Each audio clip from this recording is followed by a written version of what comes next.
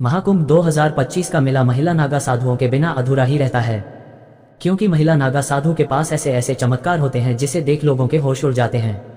आपने पुरुष नागा के बारे में तो कई बातें सुनी होंगी, पर महिला नागा साधु की बात करने से भी लोग घबराते हैं, क्योंकि यह महिला नागा अपने चमत्कारों को गुप्त रखती है और सिर्फ ईश्वर से संपर्क साधने के लिए ही उनका इस्तेमाल करती है।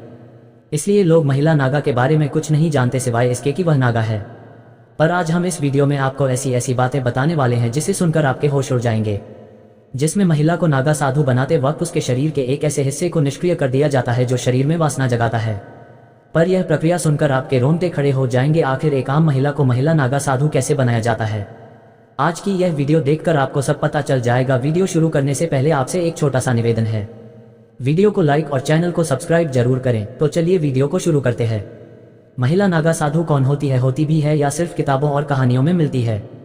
क्या सिर्फ पुरुष ही नागा साधु बन सकते हैं? देखिए, इसका जवाब तो मैं आपको अभी बता देता हूं कि महिला नागा साधु होती है। अब आपके मन में सवाल उठ रहे होंगे कि क्या महिला नागा साधु भी पुरुषों की तरह बिना कपड़ों के हर पल रहती हैं? और नागा साधु बनने के लिए महिलाओं को अपने जिस्म का कौन सा पार्ट त्यागना पड़ता है? लंबे लंबे बाल, भभूत से लिपटा नंगा बदन, हर पल नशे में डूबी रहना, क्या यही पहचान है एक महिला नागा साधु की? कैसी है इनकी रहस्यमयी दुनिया? सभी जानते हैं कि नागा साधु वो होते हैं जिनके काफी बड़े बड़े बाल होते हैं और वह निर्वस्त्र यानी बिना कपड़ों के रहते हैं, और उनके शरीर पर हर तरफ भस्म लगी रहती है। लेकिन नागा साधु के बारे में इतने सारे फैक्ट हैं जिनके बारे में बहुत कम लोग जानते हैं। सबसे पहले आपको बताते हैं नागा साधु और साधुओं से अलग कैसे होते हैं। नागा साधु कई मायनों में दूसरे साधुओं से अलग होते हैं। सामान्य साधु आपको कहीं भी दिख जाते हैं और उनका रहन सहन का तरीका भी नागा साधुओं से काफी अलग होता है। नागा साधु हर तरीके से इस दुनिया से दूर रहकर तपस्या करते हैं और अलग ही लाइफ जीते हैं। कोई भी बेहद कठिन परीक्षा और लंबे प्रोसेस के बाद नागा साधु बनता है। नागा साधु बनने की प्रक्रिया भी बहुत दिलचस्प है। नागा साधु बनने के लिए एक पूरी प्रोसेस होती है और इसमें कई लेवल पार करने के बाद ही कोई नागा साधु बन पाता है। ये प्रक्रिया कई सालों तक चलती है और उसके बाद किसी अखाड़े द्वारा उन्हें नागा साधु माना जाता है। इन लेवल्स को तहकीकात महापुरुष, अवधूत, लिंग भंग या टांग तोड़ नाम दिए गए हैं। इसमें सबसे पहले तहकीकात की प्रक्रिया होती है, जिसे अखाड़े में एडमिशन की तरह माना जा सकता है। इसमें पहले नागा साधु बनने के इच्छुक इंसान की अखाड़े में एंट्री होती है और जांच पड़ताल की जाती है। इस दौरान अखाड़े के लोग ये तय करते हैं कि यह नागा साधु बन सकता है या नहीं। उसके बाद इन्हें अखाड़े में शामिल किया जाता है और कई सालों तक उन्हें साधुओं के साथ तपस्या करनी होती है। कई साल तक तपस्या करने के बाद जब वह नागा साधु बनने के लिए तैयार होते हैं तो उसके बाद उनकी कई स्तर पर परीक्षा होती है। इस दौरान उनके तप त्याग की जांच की जाती है। पहले की प्रक्रिया ब्रह्मचर्य होती है, इसके बाद उन्हें महापुरुष बनाया जाता है। इस प्रक्रिया में उन्हें रुद्राक्ष दिए जाते हैं जो अक्सर नागा बाबा के शरीर पर दिखाई देते हैं। इसके बाद अवधूत प्रोसेस से गुजरना पड़ता है, जिसमें उन्हें बाल कटवाने पड़ते हैं, मतलब मुंडन होता है और खुद का ही पिंड दान करना पड़ता है। ऐसे में वह अपने परिवार और संसार के लिए मृत हो जाते हैं। इसके बाद वह साधना करते हैं और भगवान में ही लीन हो जाते हैं। इसके बाद एक प्रक्रिया होती है जो अखाड़े में लगे एक खंबे के नीचे होती है। इसी प्रक्रिया में कई रिवाज पूरे किए जाते हैं, जिसमें लिंग भंग की प्रक्रिया भी होती है।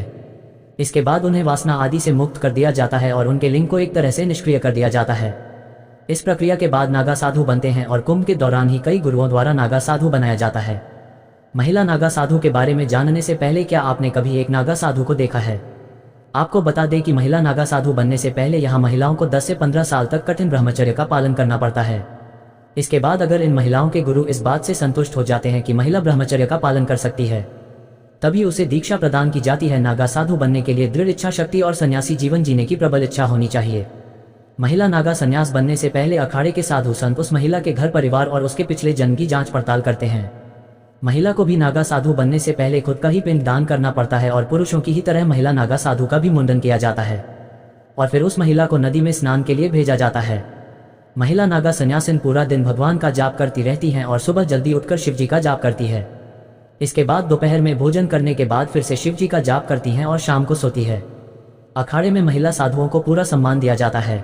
जब महिला नागा सन्यासी पूरी तरह से बन जाती है तो अखाड़े के सभी साधु संत उस महिला को माता कहकर बुलाते हैं। साथ ही सन्यासी बनने से पहले महिला को यह साबित करना होता है कि उसका अपने परिवार और समाज से अब कोई मोह नहीं है। इस बात की संतुष्टि करने के बाद ही आचार्य महिला को दीक्षा देते हैं। आपको बता दें कि महिला साध्वी को पूरी तरह से नग्न अवस्था में रहने की इजाजत नहीं है। वह बॉडी पर एक भगवा कपड़ा लपेट कर रहती हैं। ठंड हो या फिर बरसात, हर मौसम में यही एकमात्र उनकी पोशाक है। तीर्थों में भी महिला साधुओं को नग्न स्नान करने की परमिशन नहीं है। आपको जानकर हैरानी होगी कि कई अखाड़ों में नागा साधु की दीक्षा लेने के लिए विदेशी महिलाओं की संख्या काफी ज्यादा होती है। भारत में जिस तरह नागा साधु इतने कठोर होते हैं और इतनी परेशानियों के बावजूद बिंदास जीते हैं, इसके पीछे क्या वजह है, ये जानने के लिए बाहर के लोगों में काफ़ी दिलचस्पी होती है। यही वजह है कि कुंभ में नेपाल से बहुत सी महिलाएं आती हैं। इनमें कई साध्वी ऐसी होती हैं जो गृहस्थ जीवन को त्याग कर साध्वी बन गई होती है। जूना अखाड़े में इस तरह की कई साध्वी हैं। इसके अलावा जर्मनी, मॉस्को, अमेरिका समेत अन्य देशों की महिलाएं भी साधु बन जाती हैं। इनमें तो कई ऐसी हैं जो बिल्कुल यंग है, जो पढ़ी लिखी है। सच कहूँ तो इन्हें हरि भजन के अलावा अन्य किसी से कोई मतलब नहीं। ये सभी साध्वी अखाड़ा के नियमों के मुताबिक ही पहनावा और तिलक से सबका श्रृंगार करती हैं। दोस्तों, अब जो मैं आपको बताने जा रहा हूँ वह काफ़ी हैरान कर देने वाला है। क्या कभी आपने सोचा है कि आखिर यह नागा या महिला नागा साधु सिर्फ कुंभ के मेले में दिखाई पड़ते हैं, लेकिन इसके अलावा इतने वर्षों वो कहाँ रहते हैं, कैसे रहते हैं? शायद ही आप में से किसी ने इस बात पर गौर किया होगा। नागा साधु हमेशा तपस्या में लीन होते हैं। वह साधना के लिए अखाड़े को छोड़ देते हैं और कंदरा में चले जाते हैं। कंदरा का मतलब होता है पर्वतों में मौजूद सुरंग। इसमें भी कई तरह के नागा साधु होते हैं और जगह के नाम पर उनके नाम होते हैं। जैसे पर्वतों में रहने वाले नागा साधुओं को पर्वतगिरी, नगर में रहने वाले साधुओं को पुरी, जंगल में रहने वाले साधुओं को अनन्य कहा जाता है। यह अलग अलग जगहों पर रहते हैं। माना जाता है कि कुंभ से पहले और कुंभ के बाद नागा सन्यासी हिमालय और अन्य पहाड़ों और जंगलों की गुफाओं में बैठकर तपस्या में लीन हो जाते हैं। यह आमतौर पर एक गुफा में कुछ साल रहते हैं और फिर दूसरी गुफा में चले जाते हैं। किसी को मालूम नहीं होता कि वह इन दिनों कहाँ है और क्या कर रहे होंगे। कई बार बहुत से नागा बाबा इन दिनों सन्यासी वस्त्र भी धारण कर अलग अलग जगहों पर घूमने लगते हैं। वहीं कुछ निर्वस्त्र बाबा गुप्त जगहों में जाकर तपस्या करने लगते हैं। इस दौरान वह जड़ी बूटी और कंदमूल पौधे के साथ जंगलों और पहाड़ों पर होने वाले खाने की चीजों से अपने पेट भरते हैं और घूमते रहते हैं। लेकिन ये सब इतने सीक्रेट तरीके से होता है कि किसी को पता नहीं चलता। कुछ नागा साधु झुंड में निकलते हैं तो कुछ अकेले ही यात्रा करते हैं। कई बार यह जिस तरफ गुफाओं में बैठते हैं, कई दिनों तक भूखे प्यासे भी बैठे रह जाते हैं। अब आप सोच रहे होंगे कि जब यह नागा साधु अपनी पहचान छुपाकर इधर उधर भ्रमण करते हैं तो फिर यह करिश्माई तरीके से कुंभ में कैसे नजर आते हैं? कौन देता है उन्हें इस बात की जानकारी? दोस्तों, यही तो राज है। दरअसल हर अखाड़े में एक कोतवाल होता है। जब दीक्षा पूरी होने के बाद नागा साधु अखाड़ा छोड़ साधना करने जंगल या पहाड़ों में चले जाते हैं, तो यह कोतवाल नागा साधुओं और अखाड़ा के बीच की कड़ी का काम करता है। जब कभी कुंभ और अर्ध कुंभ जैसे महापर्व होते हैं तो यह नागा साधु कोतवाल की सूचना पर वहां रहस्यमय तरीके से पहुंच जाते हैं। हालांकि यह किसी को नहीं मालूम कि उन्हें कैसे ये सूचना मिलती है कि कुंभ कहाँ हो रहा है और कब हो रहा है, लेकिन वह जहाँ कहीं भी होते हैं वो आ जाते हैं। कुछ लोगों का यह भी मानना है कि उनके पास कुछ ऐसी रहस्यमय विद्या या ताकत होती है जिससे वह अपने साथियों द्वारा भेजे गए संदेशों को समझ जाते हैं।